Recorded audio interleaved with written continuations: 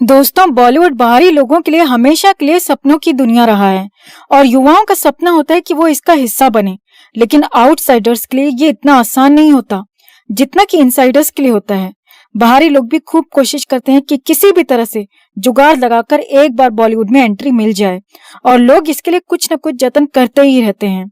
आज हम जिस कपल की कहानी लेकर आए हैं, ये बेमेल और प्लानिंग से बनाई हुई जोड़ी है। इन दोनों का कहीं भी कोई भी मैच नहीं है, लेकिन ये लोग फिर भी आइडियल कपल के लिस्ट में शामिल होने लगे हैं। ये कपल है अर्पिता खान और आयुष शर्मा। अर्पिता खान सलमान खान की सबसे छोटी बहन है और आयुष शर्मा हिमाचल प्रदेश के एक राजनीतिक परिवार से बिलोंग करता है। इन दोनों का दूर दूर तक आपस में कोई लिंक नहीं था, लेकिन आज ये दोनों मैरिड हैं और 2 बच्चों के माता पिता हैं। अर्पिता खान भले ही सलमान खान की फैमिली से बिलोंग करती है, लेकिन वो खान परिवार की बेटी नहीं है। 1981 में सलीम खान अपनी पत्नी के साथ सुबह पार्क में टहलने जाते थे तो उन्होंने देखा कि सड़क किनारे एक भिखारी औरत की लाश पड़ी है और उसके पास एक छोटी सी बच्ची रो रही है। सलीम खान के साथ उनका एक दोस्त भी था जिनका नाम था शरद जोशी। शरद जोशी पुरानी फिल्मों में राइटर, सॉन्ग राइटर और पोएट थे। शरद जोशी ने जब लड़की को रोते हुए देखा तो उन्होंने पुलिस को कॉल किया। पुलिस आई, लेकिन बच्ची का कोई भी रिश्तेदार वहां पर नहीं मिला तो उसे अनाथ आश्रम में देने की बात चलने लगी। लेकिन शरद जोशी ने सलीम खान को राजी किया कि वो उस बच्ची को गोद ले ले, क्योंकि उसी साल सलीम खान और हेलन की शादी हुई थी। लेकिन हेलन कभी मां नहीं बन सकती थी और ये बात शरद जोशी को पता थी, क्योंकि वो उनके फैमिली फ्रेंड थे। शरद जोशी के कहने पर सलीम खान ने उस बच्ची को कानूनी रूप से गोद ले लिया और बच्ची की मां के नाम पर लिखा हेलन का। गोद लेने के बाद अब बारी थी बच्ची के नाम रखने की। ये बच्ची हिंदू थी, मुसलमान थी या किसी और धर्म से थी, ये किसी को भी नहीं पता था, क्योंकि इसकी डेड माँ जिसकी लाश पड़ी हुई थी उसका ना तो कोई वहां पहचानने वाला था और ना ही कोई रिश्तेदार। हिंदू नाम रखने के पीछे एक दूसरा किस्सा है, लेकिन वो हम आपको किसी और दिन किसी शॉर्ट वीडियो में बताएंगे। अभी उस बारे में बात करेंगे तो बात कहीं की कहीं और पहुंच जाएगी। खैर, शरद जोशी ने बच्ची का नाम रखा अर्पिता और अर्पिता बन गई अब अर्पिता खान। हेलन की खुद की कोई संतान नहीं थी तो उन्होंने बच्ची को बड़े लाड प्यार से पाला और पढ़ाया लिखाया। शुरुआती पढ़ाई मुंबई से ही पूरी की और आगे की पढ़ाई के लिए लंदन चली गई। अर्पिता खान ने फैशन मार्केटिंग मैनेजमेंट की पढ़ाई पूरी की। पढ़ाई पूरी करके वो वापस इंडिया आ गई। कॉलेज की पढ़ाई के दौरान अर्पिता का अर्जुन कपूर के साथ अफेयर हुआ। ये अफेयर चला टोटल 2 साल और 2 साल के बाद इनका ब्रेकअप हो गया। ये किस्सा भी किसी और वीडियो में बताएंगे, क्योंकि इन दोनों का जो अफेयर था अर्जुन कपूर और अर्पिता का, वो भी बहुत इंटरेस्टिंग था। अब बात करते हैं घर जमाई और दूल्हे राजा आयुष शर्मा की। आयुष एक राजनीतिक परिवार से ताल्लुक रखता है और इसका परिवार पिछले 50 सालों से ज्यादा समय से राजनीति से जुड़ा हुआ है। हिमाचल में इनके परिवार के, इनके बाप दादा की काफी अच्छी इमेज है। आयुष के दादा सुखराम शर्मा कांग्रेस के एक बड़े नेता थे, कैबिनेट मंत्री रह चुके थे, एमएलए थे, एमपी थे और इसके फादर अनिल शर्मा भी एक कांग्रेसी नेता थे। लेकिन साल 2017 में उन्होंने बीजेपी ज्वाइन कर ली। आयुष की पढ़ाई लिखाई दिल्ली से ही हुई है। उसने पढ़ाई करके अपने परिवार के बिजनेस को संभालना शुरू कर दिया था, लेकिन वो अंदर से कहीं ना कहीं एक्टर बनना चाहता था। लेकिन मुंबई में उसका कोई कनेक्शन नहीं था, जिसकी वजह से वो शुरुआत नहीं कर पा रहा था। साल 2011 में आयुष शर्मा मुंबई आ गया और फिल्मों में ऑडिशन देने लगा, लेकिन उसे कोई भी रोल नहीं मिला। एक से बढ़कर एक रिच लोगों के बच्चों से उसकी दोस्ती थी और उन्हीं के साथ में उसकी पार्टी और अय्याशी चलती थी। ऐसी ही एक पार्टी के दौरान एक कॉमन फ्रेंड के थ्रू आयुष और अर्पिता खान की मुलाकात होती है। इनकी पहली मुलाकात हुई थी साल 2013 में। इसके बाद जब पता चला कि अर्पिता सलमान खान की बहन है तो इनकी दोस्ती बढ़ती चली गई। उस समय आयुष एक मॉडल को डेट कर रहा था जिसका नाम था आंचल कुमार, लेकिन आयुष को अर्पिता में अपना बॉलीवुड करियर दिखने लगा था, क्योंकि पिछले 2 साल में उसने बहुत कोशिशें की, बहुत स्ट्रगल किया, लेकिन उसे फिल्मों में ब्रेक नहीं मिल पाया। अब आयुष और अर्पिता दोस्त बनते चले गए। तभी अर्पिता ने अपने दोस्तों में बात फैला दी कि वो अपनी फैमिली की मर्जी से अरेंज मैरिज करने वाली है। ये बात जब आयुष को पता चली तो उसे बहुत झटका लगा। आयुष ने अपने एक कॉमन फ्रेंड को कॉल किया और सुबह अर्पिता से मीटिंग फिक्स कराई, क्योंकि आयुष को रात में जब ये बात पता चली शादी की तो वो अर्पिता से कांटेक्ट करने की कोशिश कर रहा था, लेकिन उसका कांटेक्ट रात में नहीं हो पाया। आयुष ने अपने और अर्पिता के सारे क्लोज फ्रेंड्स को इकट्ठा किया सुबह एक जगह पर और सबके सामने जाकर अर्पिता को प्रपोज कर दिया। आयुष हैंडसम है और वेल सेटल्ड परिवार से बिलोंग भी करता है, तो मना करने का कोई सवाल था ही नहीं। अर्पिता और आयुष के एज में भी 2 साल का अंतर बताया जाता है। अर्पिता 2 साल बड़ी है, यानी इसका जन्म 1989 में बताया जाता है, लेकिन जब सलीम खान को अर्पिता सड़क पर मिली थी तो उस साल को 1981 बताया जाता है। यानी यहाँ पर इसकी एज में काफी डिफरेंस है, कहीं पर 1981 है और कहीं पर 1989। अलग अलग साइट्स पर अलग अलग इसका बॉर्न ईयर लिखा हुआ है, लेकिन अगर अर्पिता 1989 में जन्मी भी मानी जाए तो भी आयुष 1991 बॉर्न है और वो अर्पिता से 2 साल छोटा है। अर्पिता के हाँ बोलने के कई कारण थे। आयुष उससे ज्यादा गुड लुकिंग था, पैसे में भी उसके परिवार को टक्कर देता था और उम्र में भी उससे 2 साल छोटा था, लेकिन आयुष जो इतना बावला हुआ घूम रहा था अर्पिता के पीछे, उसका कोई ठोस रीजन नहीं था। रात में शादी की खबर सुनी और सुबह को दोस्तों के साथ में गेट टुगेदर करके उसको प्रपोज कर दिया।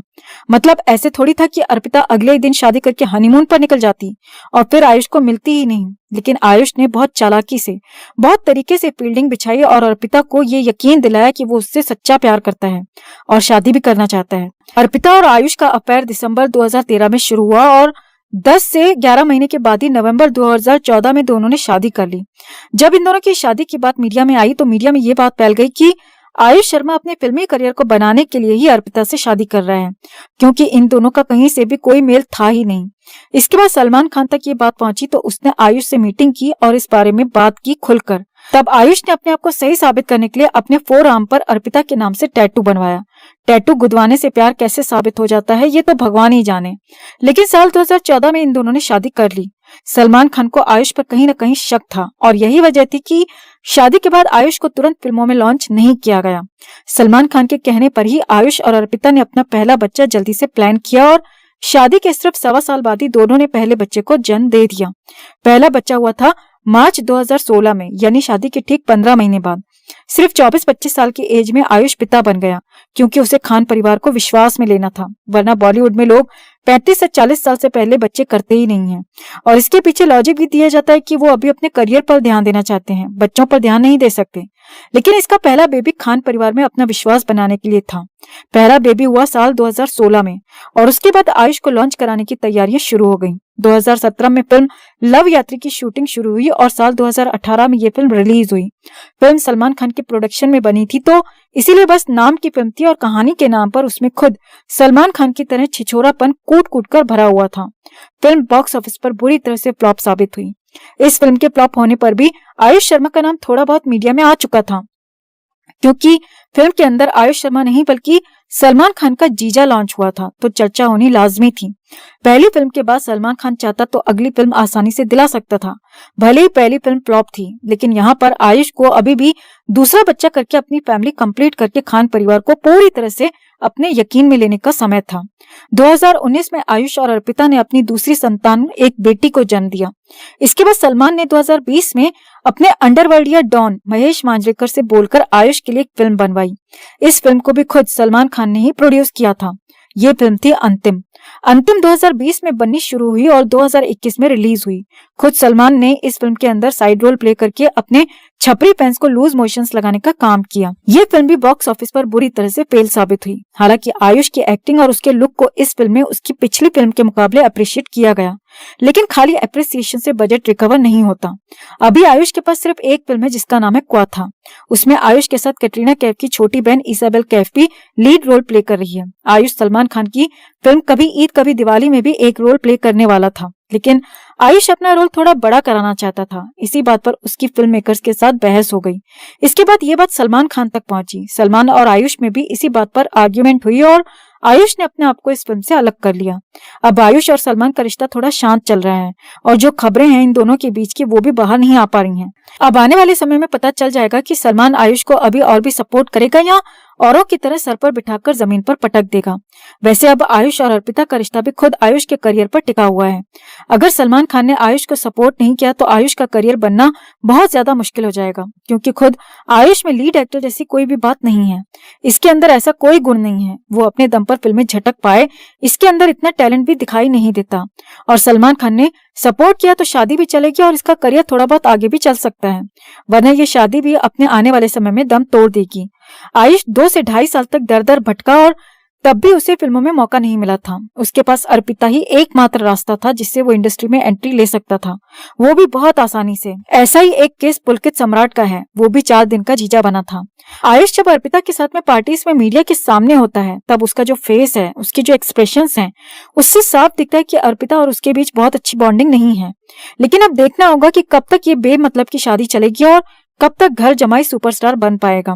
इस शादी को अपने करियर में हथियार बनाया आयुष शर्मा ने, लेकिन अर्पिता ने भी हमेशा आयुष को डोमिनेट करने की कोशिश की है और उसका कारण कहीं ना कहीं ये हो सकता है कि उसका जो भाई है सलमान खान, वो आयुष शर्मा को लॉन्च कर रहा है, उसने लॉन्च किया है, तो बहन जी ज्यादा ही भाव खाने लगती है। वैसे बहन जी का एटीट्यूड मीडिया में देखने लायक होता है, मतलब जब आयुष के साथ में होती है तो इतराने में कोई कसर नहीं छोड़ती। लेकिन ये स्टाइल और इतराना कितने दिन चल पाएगा, कितने दिन तक झेला जाएगा, ये समय ही बताएगा। आयुष और अर्पिता के रिश्ते को लेकर आप क्या सोचते हैं? कमेंट में आप भी अपनी बात, अपनी राय जरूर रखें और वीडियो को लाइक और शेयर कर अपना प्यार और सपोर्ट भी जरूर दिखाएं। चैनल के साथ जुड़कर, चैनल को सब्सक्राइब कर हमारी आवाज